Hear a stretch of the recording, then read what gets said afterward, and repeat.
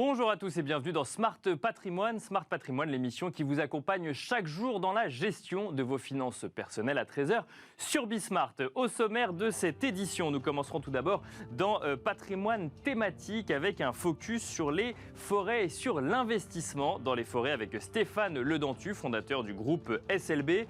Nous définirons notamment ensemble le concept d'éconologie qui, comme son nom l'indique, mêle rentabilité économique mais aussi écologie. Et puis dans Enjeux patrimoine, nous nous intéresserons à la hausse de la taxe foncière, une hausse dénoncée par les propriétaires immobiliers, alors que la taxe d'habitation sera définitivement supprimée pour tous les foyers en 2023. Nous aurons le plaisir de recevoir sur ce plateau pour en parler Olivier Dussopt, ministre délégué chargé des comptes publics, mais aussi Pierre Othus, directeur général de l'UNPI.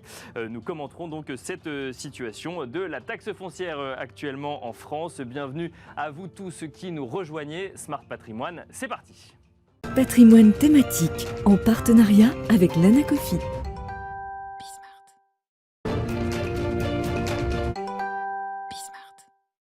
Et on commence donc comme d'habitude avec patrimoine thématique, un patrimoine thématique consacré comme tous les jeudis à l'ISR, à l'investissement socialement responsable. Et on va échanger ensemble durant une dizaine de minutes sur l'investissement dans les forêts. On en parle avec Stéphane Ledantu, fondateur du groupe SLB. Bonjour Stéphane Ledantu. Bonjour monsieur. Bienvenue sur ce plateau. Cela fait une trentaine d'années que vous travaillez dans la filière bois. Vous avez connu l'évolution du secteur et vous avez plusieurs activités, mais en ce qui concerne les forêts, vous plantez des forêts au Brésil, mais surtout vous investissez dans des forêts en Roumanie. C'est ce segment investissement qui va nous intéresser aujourd'hui. Peut-être juste avant, pour bien comprendre qui prend la parole sur ce sujet, est-ce que vous pouvez nous rappeler un petit peu la raison d'être du groupe SLB ?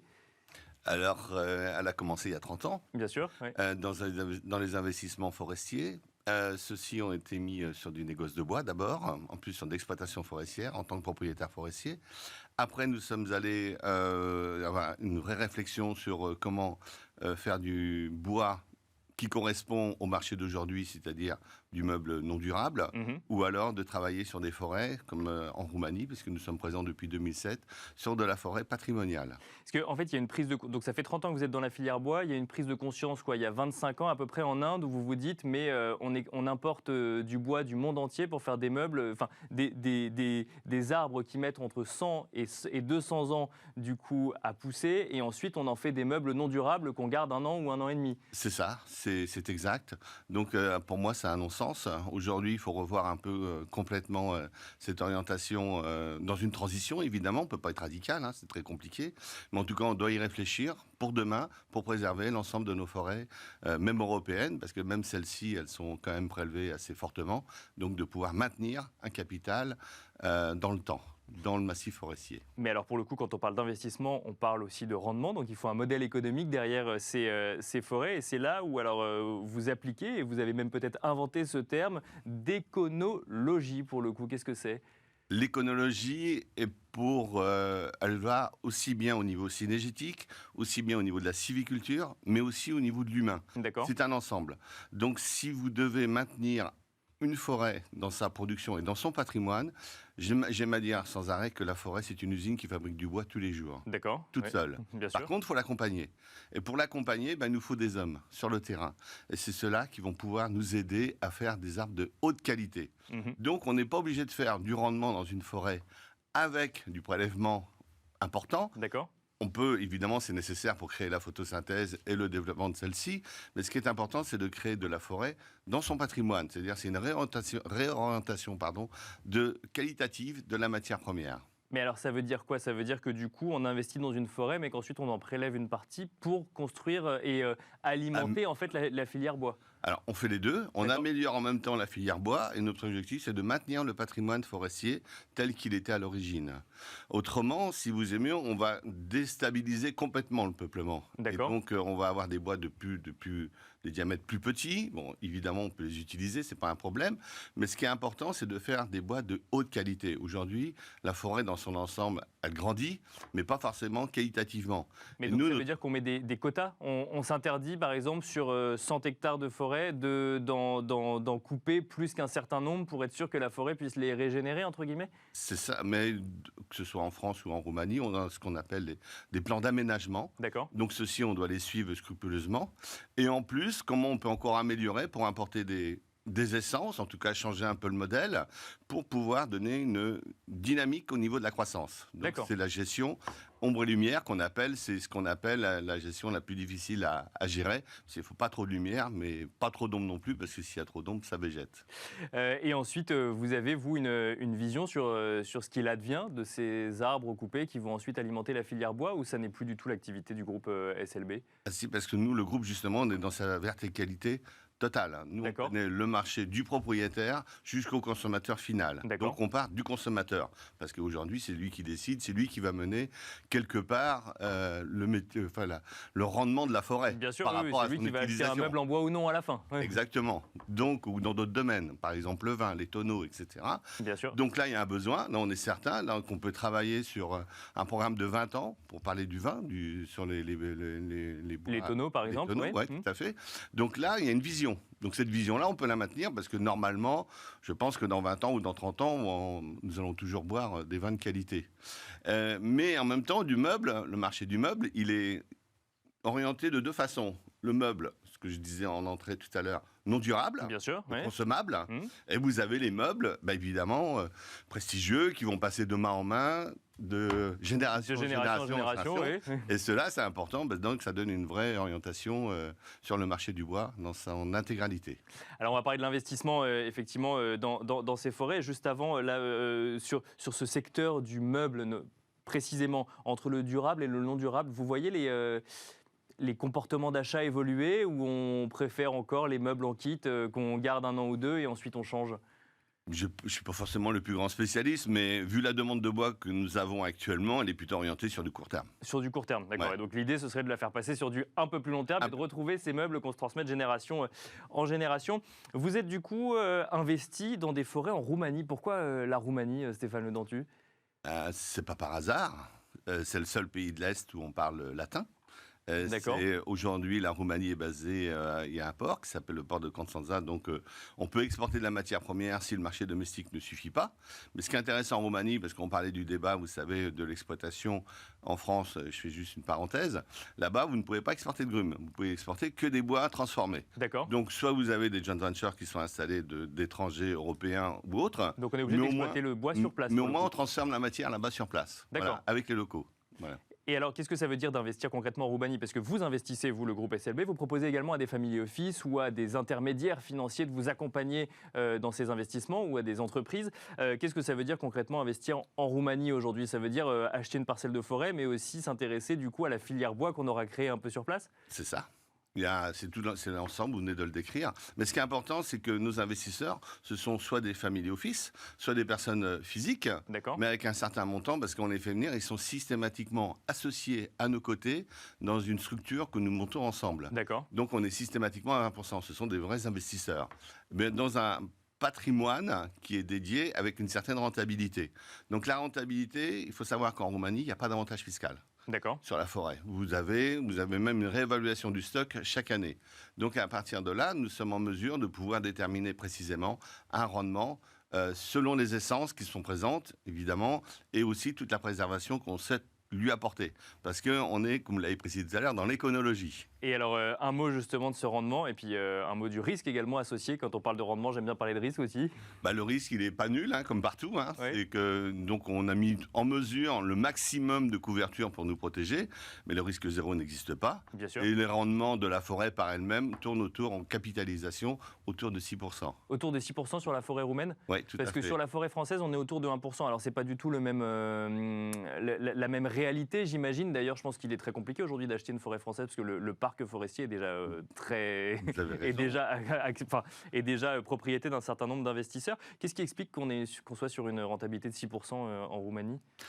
En France, il y a deux leviers qui font... le marché il est plutôt orienté sur trois secteurs. Vous avez le marché du plaisir, de la chasse, vous avez le marché de la fiscalité et vous avez le marché de la forêt. Donc Bien on sûr, est sur trois choses différentes. On peut associer les trois éléments, évidemment. Mais en Roumanie, on n'est que sur du rendement économique de la matière. Bien sûr. Donc ce qui fait... Oui, sans avantage fiscal, bien sûr, ce que vous Eh disiez oui, tout à l'heure. Tout à Ouais. fait. Et donc on est prudent, évidemment, dans la production de nos forêts, donc on doit les accompagner, Bien sûr. parce qu'autrement on n'obtient pas le rendement, c'est pas possible. Derrière ça, il y a tout l'environnement écosystémiques, on appelle, Bien sûr, un grand oui. mot maintenant, mais bon, moi j'appelle ça naturel, quoi. Donc les espaces naturels. Et ceux-là, ils sont très importants pour la productivité de la forêt. Donc c'est tout un ensemble. Vous voyez, Et, le gardiennage, tout ce qui est mis en place. Et puis pour couvrir tout ça, on a mis des assurances, évidemment. Forêt pour en cas de tempête, feu. oui, Également. qui sont des intempéries qui peuvent arriver assez vite et qui sont très risquées. Et c'est pas que chez les autres. Et c'est pas que chez les autres. Merci beaucoup Stéphane Ledentu. Je rappelle que vous êtes fondateur du groupe SLB. Merci à vous également de nous avoir suivis. On se retrouve tout de suite dans Enjeu Patrimoine.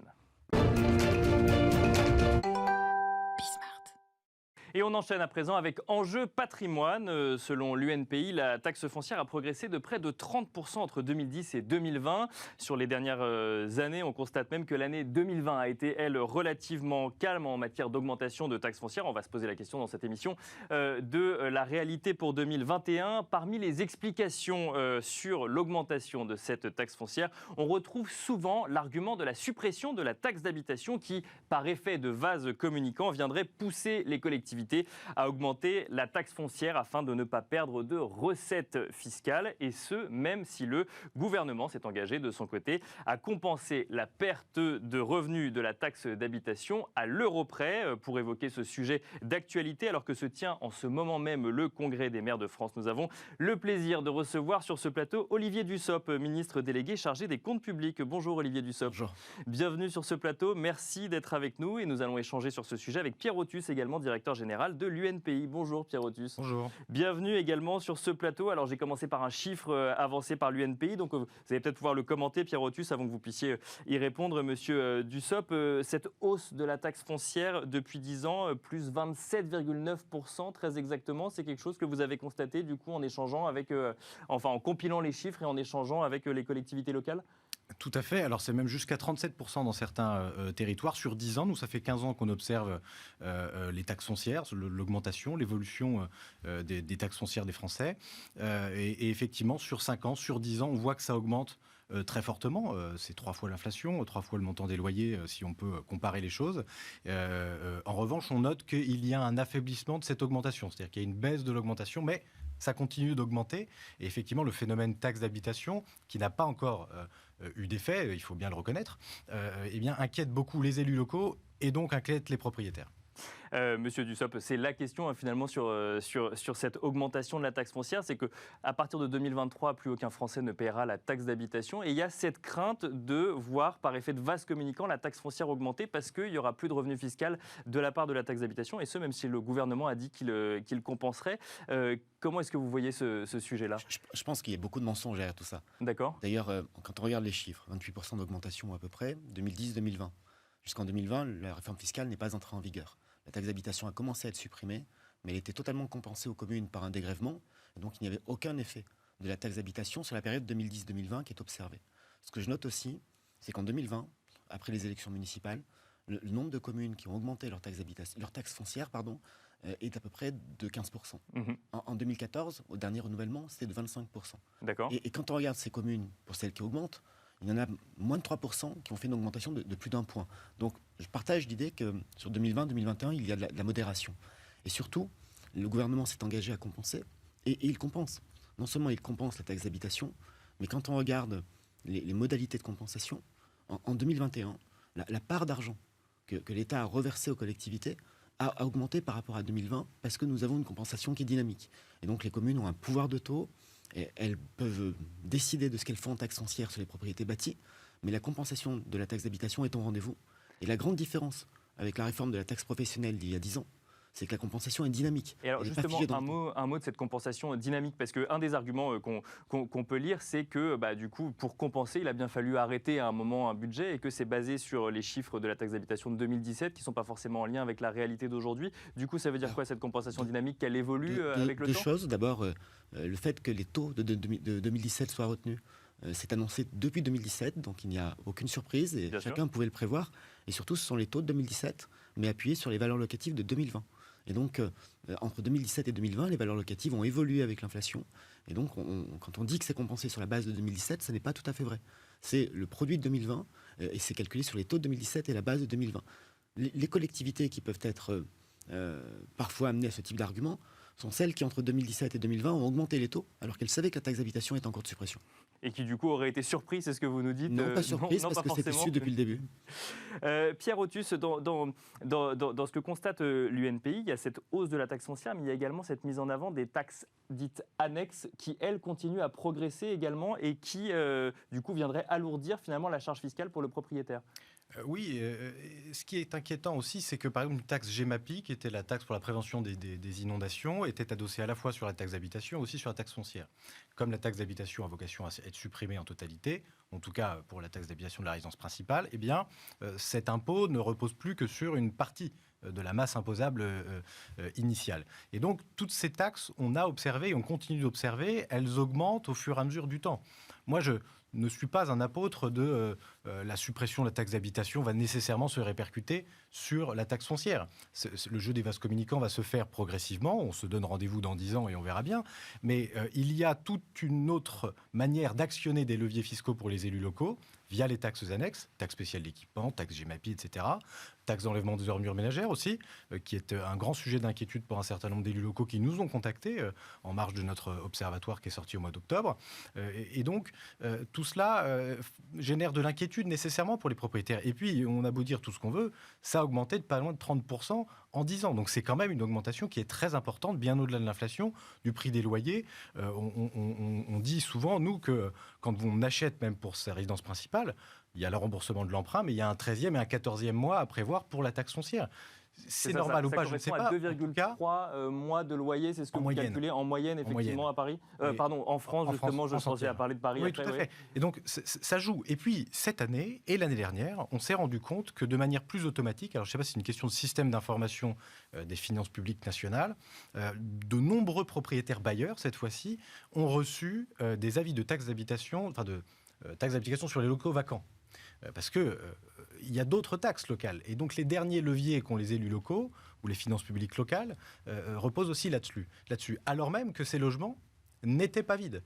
Et donc, on demande de nouvelles démarches aux propriétaires bailleurs pour signifier que telle personne était à tel endroit, etc. Et ensuite, il faut à nouveau se justifier en disant non, j'ai un bail qui est signé de telle à telle date. C'est un phénomène que nous n'observions pas précédemment. Donc, on sent qu'il y a quand même une tension dans la recherche de matière fiscale de la part des élus locaux pour boucler leur budget. Des élus qui font soit le choix de continuer la cavalerie fiscale et de ne pas faire des choix budgétaires contraints pour peut-être assainir dans un certain nombre de collectivités locales, pas toutes évidemment, mais d'un certain nombre de collectivités locales, d'assainir leurs finances publiques. Et in fine, nous, ce qu'on dit simplement, c'est que ce sont les propriétaires qui payent.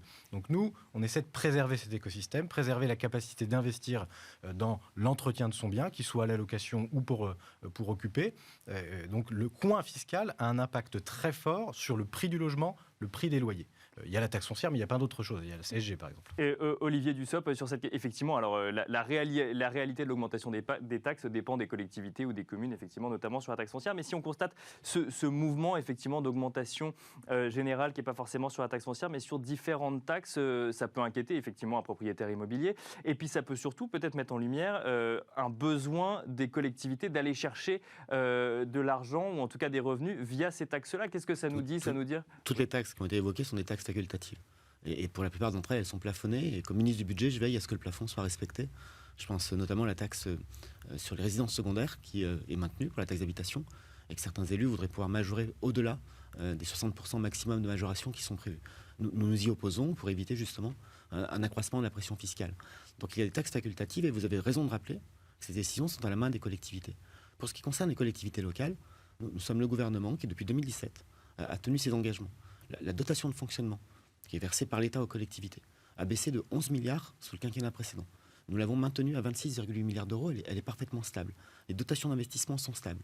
Et pendant la crise du Covid, pour 2020, pour 2021, nous avons fait en sorte, et c'est l'État qui a payé, nous avons fait en sorte de garantir aux communes et aux intercommunalités que leurs recettes fiscales, tout confondu, taxe d'habitation pour ce qu'il en reste et la compensation, taxe foncière, mais aussi la taxe de séjour, parfois la taxe sur les casinos, quand il y a des casinos dans certaines communes. Bien sûr. Nous avons garanti aux communes et aux intercommunalités que leurs recettes ne seraient pas inférieures à la moyenne des recettes de 2017 à 2019. D'accord. C'est un sacré filet de protection. Et que les collectivités soient amenées à faire des choix, c'est une réalité. J'ai été maire pendant 10 ans. J'ai diminué les dépenses de fonctionnement et je fais partie de ceux qui ont diminué les taux, tant de la taxe foncière que de la taxe d'habitation, ce que je considérais qu'elle était trop élevée dans ma commune. Et donc nous avons fait ce choix-là pour faire revenir des investisseurs et revenir des habitants.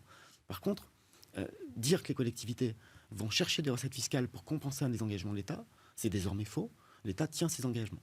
Et nous les tenons, ce qui ne vaut pas ou ce qui n'interdit pas aux collectivités de devoir faire des efforts, mais comme tous les acteurs publics. Parce qu'on C'est le entend cas pour souvent l'État, c'est le cas pour l'ensemble les des acteurs collectivités publics. locales dire, alors en tout cas on peut lire dans la presse qu'ils ont perdu les recettes des cantines, des crèches, ou alors qu'il y a eu des investissements pour le Covid qui étaient conséquents. Vous savez, j'entends tout cela. Ce que je sais, c'est que l'État a mis 10 milliards d'euros pour aider les collectivités pendant la crise. Et ce que je sais aussi, c'est que pendant cette année 2020 de crise Covid, le déficit de l'État a augmenté de 125 milliards. Parce que nous avons perdu des recettes et fait des dépenses, 70 milliards de dépenses exceptionnelles. Le déficit de la sécurité sociale est passé de 6 à 38 milliards d'euros. Et les collectivités locales, dans leur ensemble, et c'est un chiffre macroéconomique, il y a 35 000 collectivités derrière, je ne vais pas dire que tout est valable pour chacune des collectivités. Mais les collectivités sont passées d'une situation où leurs comptes globaux étaient excédentaires d'1,2 milliard à une situation équilibrée à zéro. On voit bien que l'impact de la crise, c'est l'État et la sécurité sociale qui l'ont pris, et les collectivités ont été protégées dans cette période-là, ce qui leur permet d'investir aujourd'hui, de rebondir, ce qui est plutôt une bonne nouvelle. Mais l'État a répondu présent et a pris en charge. Ça n'est qu'un exemple, mais par exemple, l'État a payé 50% des masques achetés par les collectivités locales. Ça représente 300 millions d'euros. Pas plus tard qu'il y a 3 semaines, j'ai indiqué que pour un certain nombre de services industriels et commerciaux, des thermes, des grottes touristiques, des établissements publics, mais avec des recettes faites de tarifs, de prix d'entrée, de billetterie, l'État compense aussi la perte de recettes des collectivités locales. Donc je veux bien que chacun cherche des responsabilités, que chacun cherche des marges de manœuvre. Mais il ne faut pas la chercher qu'au niveau de l'État. Ce que je sais, c'est que l'État a répondu présent et que les collectivités ont été les 3 acteurs de l'action publique les mieux protégés. Alors, il y a 2 sujets d'inquiétude sur la taxe foncière également pour les prochaines années qui pourraient contribuer à augmenter cette taxe foncière. C'est la réforme des valeurs locatives prévue pour 2026, puisque du coup, on le rappelle, la taxe foncière est quand même calculée sur la valeur locative d'un bien. Et il y a la nécessité de rénovation énergétique des biens également qui pourrait faire augmenter la valeur locative du bien et donc potentiellement, par effet domino, augmenter la taxe foncière. Ça, vous constatez, Pierre Othus, que dans les échanges que vous avez avec les propriétaires immobiliers, ces deux demandes, finalement, font peur aux investisseurs immobiliers ou aux propriétaires immobiliers ? Oui, parce que nécessairement, la valeur verte du logement va, dans les années qui viennent, s'intensifier. Elle existe déjà un petit peu. Et dans les nouvelles règles de calcul des bases, des valeurs locatives pour adosser les taux pour calculer la taxe foncière, nécessairement, il va y avoir un impact. Alors, dans la méthode de définition, on nous explique, et on l'entend très bien, que ça ne sera pas le cas. Ce qu'on a pu constater, nous, en 2019, dans un département qui est non loin de chez vous, en Isère, qu'il y avait eu une sorte de révision un peu générale de toutes les valeurs locatives. Je ne sais pas si c'était un test, une expérimentation ou une demande des élus locaux. À la demande des élus locaux. Voilà, donc c'était à la demande des élus locaux, effectivement. Et on a constaté qu'il y avait des gens qui s'étaient retrouvés avec des majorations de 100% de leur taxe foncière. Alors c'est le cas extrême, évidemment, mais des majorations de 20, 25, 30% de leur taxe foncière parce qu'il y a un tramway dans la rue, parce qu'il y a un chauffage central qui a été mis en place et pas une individualisation du chauffage, etc. Donc plein de raisons un peu connexes comme cela. Ce qu'on a dit, nous, c'est très simple, c'est associons les propriétaires absolument à cette réflexion dans les commissions locales de définition des valeurs locatives. J'ai écrit au ministre du Budget il y a quelques mois, qui m'a gentiment répondu. Et donc c'est très important, je pense, que pour que les réformes se passent bien, il y a une réforme qui est repoussée depuis 15 ou 20 ans. Chaque gouvernement repousse oui, parce que si on part des années 70, ça fait un peu plus, effectivement. Et donc, c'est bien d'avoir pris en main ce sujet. En revanche, il faut y associer absolument les propriétaires, occupants, bailleurs. Et nous sommes présents sur tout le territoire, mais nous sommes ouverts à tout le monde pour pouvoir participer à ces commissions avec des gens qui connaissent les territoires, les biens qui sont concernés, pour pas que cette taxe foncière, justement, explose encore à cause de la rénovation énergétique, notamment. Olivier Dussopt. Ça ne sera pas le cas. Juste un mot d'explication, on rentre dans de la technique, mais quand on est sur des initiatives individuelles de revalorisation des valeurs locatives, c'était le cas de l'association des maires d'Isère qui avait demandé à réaliser ce travail. Il n'y a pas d'encadrement et donc une valeur locative peut augmenter fortement parce qu'elles ont été définies en 72 et parfois depuis 72 un bien a pris beaucoup de valeur. Bien sûr, sans que c'est pas forcément au niveau de la valeur locative sans que tous les travaux aient été connus de l'administration et on passe de biens qui étaient considérés comme insalubres en 72 à des biens de grande valeur. Ça explique des valeurs locatives qui augmentent fortement. Quand on est dans le cadre de la révision générale des valeurs locatives, c'est une réforme qui a été initiée pour la première fois en 92, qui a été reportée systématiquement. Nous l'avons mise en route. Elle est mise en route pour aboutir en 2026. Comment est-ce que nous voulons procéder ? D'abord, nous voulons le faire de manière générale. et nous voulons le faire de manière encadrée. On a déjà une première expérience. La révision des valeurs locatives des locaux professionnels a été menée entre 2012 et 2016. Elle s'est mise en œuvre. Nous n'avons pas de retour massif sur un rejet de cette révision des valeurs locatives professionnelles. Pourquoi est-ce qu'il n'y a pas de rejet massif? D'abord parce qu'il y a eu du temps, il y a eu une association locale extrêmement forte pour bien réviser les tarifs, et surtout parce que nous mettons en place un système d'encadrement. Et dans la révision des valeurs locatives professionnelles, l'effet de la révision ne peut pas conduire à une augmentation ou à une baisse, parce qu'on a aussi des biens qui sont dégradés depuis le temps, donc pas d'évolution en plus ou en moins de plus de 5% par an. Et ce que nous allons faire avec la révision des valeurs locatives des locaux d'habitation, la révision générale au niveau national, c'est mettre en place ce même système de protection pour dire que lorsqu'une valeur locative sera révisée à la hausse ou à la baisse, l'effet sur la taxe payée ne pourra pas être supérieur à 5% par an, de manière à ce que cette normalisation soit la plus progressive possible. Et ça veut dire qu'on va encadrer la taxe foncière quelque part? On va encadrer l'impact de la révision sur le montant de la taxe foncière. C'est ce qui se fait pour la révision des valeurs locatives professionnelles, et c'est un des outils de protection. Ça n'enlève rien à la nécessité de faire cette réforme. Vous avez aujourd'hui des contribuables français, des ménages français, qui habitent dans des logements qui, dans les années 70, étaient des logements modernes, considérés comme modernes et confortables, et malheureusement dans des quartiers qui se sont paupérisés, des bâtiments qui se sont dégradés et qui payent trop par rapport à ce qu'ils devraient payer. Et à l'inverse, vous avez aussi des contribuables qui habitent des appartements dans des quartiers qui, dans les années 70, étaient considérés comme des quartiers pauvres et parfois même malfamés, qui depuis se sont rénovés progressivement, parfois, et c'est pas une condamnation dans ma bouche, parfois avec des travaux de rénovation qui ont été faits par les personnes eux-mêmes sans qu'il y ait forcément de déclaration auprès de l'administration fiscale. Et il faut prendre en compte la véritable valeur. Par contre, il faut le faire progressivement. C'est à la fois pour assurer dans des villes comme position Paris juste. ou des grandes métropoles où les prix ont pu flamber depuis les années 70, on ne va pas se retrouver avec du coup une taxe foncière qui va flamber également? Parce que les prix de l'immobilier sont souvent déconnectés des valeurs locatives. Les valeurs locatives, elles tiennent compte des caractéristiques du logement. Là où vous pointez du doigt une forme d'inégalité, c'est en considérant qu'à Paris en particulier, l'effet de masse dû au nombre de contribuables et l'absence de révision depuis les années 70, tout ça amène à ce que les contribuables parisiens bénéficient de taux qui sont beaucoup plus bas que la moyenne, et donc de niveaux, c'était le cas pour la TH et c'est le cas pour la taxe foncière, beaucoup plus bas que la moyenne, alors qu'ils sont dans une ville qui offre énormément de services. Mais il y a un effet de masse et de concentration à Paris qui explique cela. Merci beaucoup Olivier Dussopt, ministre délégué chargé des comptes publics. Merci à vous également Pierre Othus, directeur général de l'UNPI. Merci à vous de nous avoir suivis et je vous donne rendez-vous demain pour un nouveau numéro de Smart Patrimoine.